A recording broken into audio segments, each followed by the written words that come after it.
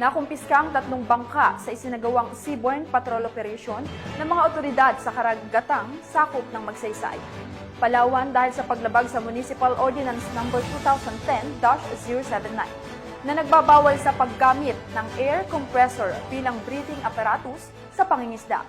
Patrolwoman Dara Falogme sa report. 3 bangka ang nasabat ng mga otoridad sa isang matagumpay na seaborne patrol operation na isinagawa sa katubigan sakop ng bayan ng Magsaysay, Palawan, dakong alas 4:30 ng hapon nito lamang Hunyo taong kasalukuyan. Pinangunahan ang operasyon ng mga tauhan ng Magsaysay Municipal Police Station sa ilalim ng pamumuno ni Police Lieutenant John Ray C. Cupan, officer in charge ng istasyon. Katuwang nila ang grupong Bantay Palawan na pinamumunuan ni retired Police Lieutenant Joel A. Magbanwa na patuloy na nakikipag-ugnayan sa mga lokal na otoridad para sa proteksyon ng karagatan.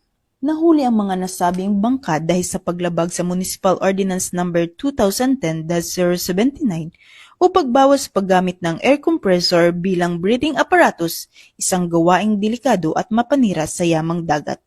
Municipal Ordinance No. 2020-239 o pagbawal sa pagpasok ng mga transient fishermen at Municipal Tax Ordinance No. 116 of 2013 na nag-uutos ng tamang pagbayad ng buwis at regulasyon para sa mga bangkang pangisda na pumapasok sa nasasakupan ng Magsaysay. Muling nananawagan ng mga otoridad sa lahat ng mangingisda, lokal man o dayo, na mahigpit na sundin ang mga umiiral na batas at ordinansa upang mapangalagaan ang likas na yaman ng karagatan at maiwasan ang anumang legal na parusa.